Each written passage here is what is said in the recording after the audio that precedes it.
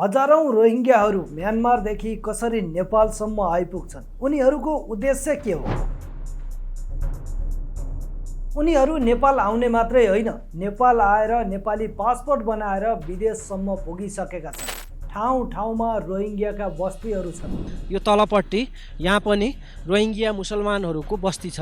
Rohingya मात्रै होइन, त्यसै गरी बङ्गालीहरू पनि नेपाल पसेर नेपालमा बम पड्काउनेसम्म धम्की दिन थालिसके। हम बांग्लादेशी तुम्हारे देश में आ चुके हैं, बम भी फोड़ेंगे, हिंदुओं को काटेंगे भी। आखिर हाम्रो देशमा के भइरहेको छ? कसरी विदेशी नागरिकहरू नेपालमा घुसिरहेका छन् र उनीहरूले के समस्या निम्त्याउँदैछन्? Let me explain.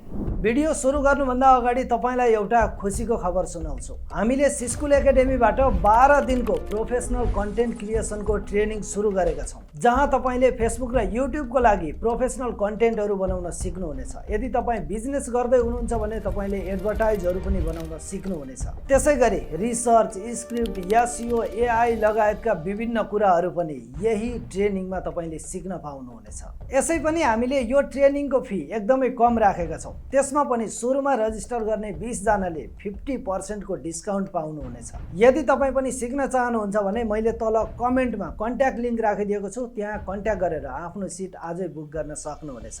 अब जाउँ भिडियोको टपिकतिर। नेपालमा अवैधानिक तरिकाबाट आएका रोहिङ्ग्या मात्रै होइन, पाकिस्तानी, अफगानी, बङ्गालीहरूले पनि ठुलो समस्या निम्त्याउँदै गएका छन्। तैपनि सुरुमा रोहिङ्ग्याहरूको बारेमा कुरा गरौँ, किनकि रोहिङ्ग्याहरूको सङ्ख्या धेरै ठुलो छ।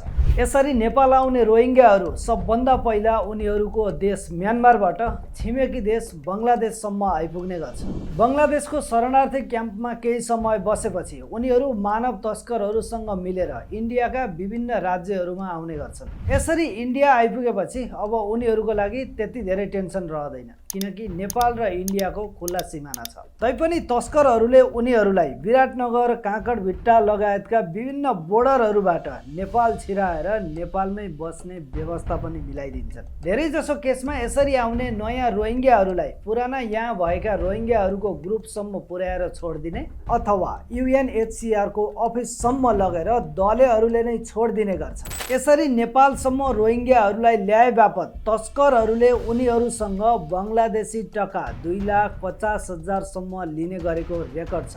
नेपाल पस्ने रोहिङ्ग्याहरू कोही नक्कली आधार कार्ड बनाएर आउने गरेको पाइएको छ, कोही जोगीको भेषमा आउँछन् अनि कोही राति लुकीछिपी बोर्डर क्रस गर्छन्। ओरिजिनल है तो डुप्लीकेट लेके तू क्यों है? कहाँ डुप्लीकेट है मामा, क्या बोले? हुन त नेपालमा रोहिङ्ग्याहरू पस्न थालेको इतिहास त्यति धेरै पुरानो छैन, तर छोटो समयमा यो सङ्ख्या यति धेरै बढ्यो कि अहिले देशको लागि नै एउटा टाउको दुखाइको विषय बनिसकेको छ। आजभन्दा करिब 14 वर्ष अगाडि सन् 2012 मा पहिलो पटक उनीहरू नेपाल भित्रिएका थिए। त्यति बेला जम्मा 3 परिवारका 11 जना मात्रै थिए। त्यसको करिब 7-8 वर्षको अवधिमा यो सङ्ख्या अत्यधिक बढ्यो। 2020 मा उनीहरूको कुल सङ्ख्या 400 को हाराहारी पुगिसकेको थियो। यसरी उनीहरू नेपालमा भित्रिनुको पछाडि रिजन एकदम सिम्पल थियो। उनीहरूले बङ्गलादेश र इन्डियाको तुलनामा नेपाललाई सुरक्षित र स्ट्यान्डर्ड महसुस गर्न थाले। उनीहरूले नेपालमा अहिले बङ्गलादेश र भारतभन्दा शान्त अनि सुरक्षित बसोबासको महसुस गरेका छन्। त्यसपछि आफन्तलाई बोलाउन थाले। रोहिङ्ग्या भित्रिने क्रम अहिले पनि निरन्तर जारी छ। त्यही माथि पछिल्लो समयमा इन्डियाका सुरक्षा निकायहरू अलि चनाखो बन्दै गएपछि उनीहरूले नेपाललाई अझै ठुलो टार्गेट बनाउन थाले। यसै पनि बङ्गलादेशमा भएका रोहिङ्ग्याहरूलाई नेपाल पुगेपछि अमेरिका जान पाइन्छ भनेर दलेहरूले फास्लाङ फुस्लुङ पार्ने गर्थे। यसैले गर्दा पनि बङ्गलादेशमा भएका अरू रोहिङ्ग्याहरू जसरी हुन्छ नेपाल पुग्नै पर्छ भनेर तस्करहरूलाई मोटो रकम बुझाएर आउन थाले। जी न्युजको रिपोर्ट अनुसार केही रोहिङ्ग्याहरू नेपाल आउनुभन्दा अगाडि नै नेपालका दलेहरूसँग सेटिङ मिलाएर जग्गा जमिन र डकुमेन्ट समेत किनेर नेपाल आउने गरेका थिए भनेर लेखिएको छ। उनीहरू काठमाडौँ लगायतका नेपालका विभिन्न ठाउँहरूमा यसरी बसोबास गर्दै आएका छन्। रोहिङ्ग्या शरणार्थी कपन स्थित राम मन्दिरमा 7 रोपनी जग्गा वार्षिक 14 लाख भाडामा लिई 18वटा टहरा बनाएर बसेका छन्। कपनमा मात्र होइन, देशका विभिन्न भागमा रोहिङ्ग्याहरूले डेरा जमाएका छन्। करिब 3000 को संख्यामा रोहिङ्ग्या नेपालमा रहेको विभिन्न निकायहरूले तथ्याङ्क निकालेका छन्। चुनिखेलको ओह्रालोको छेउमा यो तलपट्टि यहाँ पनि रोहिङ्ग्या मुसलमानहरूको बस्ती छ र यहाँ टिनको छाप्राहरू टिनले नै बारेको टिनले नै छापेको छाप्राहरूमा चाहिँ उहाँहरू बस्नुभएको छ। कोही कोही रोजगारी र कामको सिलसिलामा नेपालका अन्य ठाउँहरूमा पनि पुगिसकेको देखिन्छ। यहाँनिर सबैभन्दा ठुलो समस्या के हो थाहा छ? त्यो हो नागरिकता। उनीहरू आफ्नो ज्यान जोगाउनको लागि आफ्नो देशै छोडेर भागेका हुन्। उनीहरू बाँच्नको लागि सङ्घर्ष गर्दैछन्, त्यो पनि अवैधानिक तरिकाले अर्काको देशमा पसेर। पहिले त हामीहरूलाई युएनले खाने लागि 5,750 रुपियाँ दिएको छ। अहिले त त्यही पैसा रोकिसक्यो, 3 वर्ष भइसक्यो। अब त्यहीको लागि हामीहरूलाई गाह्रो भयो खाने लागि, त्यहीको लागि हामी काम गर्ने आएको। यो अवस्थामा उनीहरूले सबभन्दा पहिला नेपालको नागरिकता लिन चाहेका हुन्छन्, नेपाली नागरिक बन्न चाहेका हुन्छन्। किनकि नागरिकता बिना न कुनै पहिचान हुन्छ, न कुनै काम पाइन्छ, न त कुनै सरकारी कागजात नै तयार हुन्छ र यही समस्यामा नेपाल फस्दै गएको छ। केही वर्ष अगाडि नेपालको नागरिकता लिएका मोहम्मद नूर आलम कलङ्कीबाट पक्राउ परेका थिए। बीबीसीको रिपोर्ट अनुसार झन्डै 200 जना रोहिङ्ग्याहरू नेपाली पासपोर्ट समेत बनाएर साउदी अरबसम्म पुगिसकेका रहेछन्। यहाँनिर बुझ्नै पर्ने कुरा के छ भने यसरी नक्कली नागरिकता बनाएका घटनाहरू हजारौँमा एउटा दुईटा मात्रै बाहिर आउँछन्। त्यो पनि कारणवश कुनै केस पर्यो भने, पक्राउ पर्यो भने। नत्र त जसले नागरिकता बनाइदिएको हुन्छ उसले यसै पनि गुपचुप राखेको हुन्छ त्यो घटनालाई, र जसको नागरिकता बनेको हुन्छ उसले हल्ला गर्दै हिँड्ने कुरै भएन। त्यही भएर जनकपुर धामका मुस्लिम समुदायका अगुवाले समेत 3 पुस्ते खोजेर चेक गर्नु पर्यो भन्दै यसरी आवाज उठाएका थिए। एउटा मौलाना भनेर ठुलो टाढी बनाएर भन्छ कि म नेपालको हो भने त्यसलाई पनि 3 पुस्ताको हेर्नुहोस् यो परिचय पत्र यहाँको छ कि छैन कि अरूबाट आएको छ, त्यो तपाईँको त्यो नीतिलाई पनि हेर्नुहोस् जसले आफ्नो जय श्रीराम भन्छ।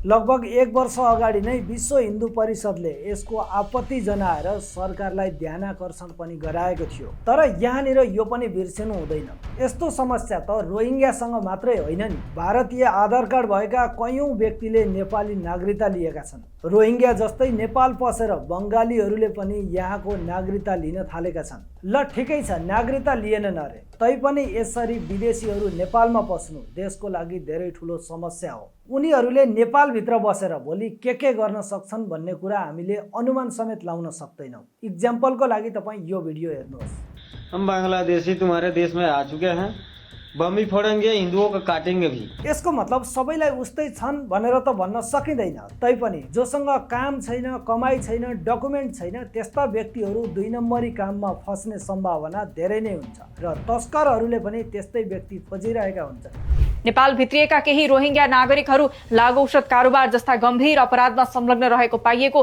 प्रहरीको दाबी छ। नेपाल प्रहरीले यस्ता विदेशी नागरिकहरूलाई 2 नम्बरी काम गर्दा गर्दै धेरै पक्राउ पनि गरिसकेको छ। त्यही भएर नेपाल प्रहरी पनि यो केसमा धेरै चिन्तित बनेको छ। हुन त मानवताको नाताले हेर्ने हो भने रोहिङ्ग्याहरू धेरै ठुलो समस्यामा छन्। उनीहरूलाई संसारमै सबैभन्दा बढी अत्याचार भोगेको जाति भनेर चिनिन्छ। उनीहरू आफ्नो ज्यान जोगाउनकै लागि नेपाल छिरेका थिए। तर दया माया भनेको आफ्नो ठाउँमा हुन्छ। सबभन्दा पहिला राष्ट्र र राष्ट्रियता हुनुपर्छ। नेपाल रहनु पर्यो, नेपालमा शान्ति हुनु पर्यो। अन्य विदेशी नागरिकको तुलनामा रोहिङ्ग्याहरूको केस अलिकति फरक छ। UNHCRले सहयोग गर्छ कि भनेर उनीहरू बेला बेला धर्ना पनि दिने गर्छन्। यहाँनिर मुख्य समस्या भनेको यो सबै कुराको लागि हाम्रो देशमा नीति बनेको छैन।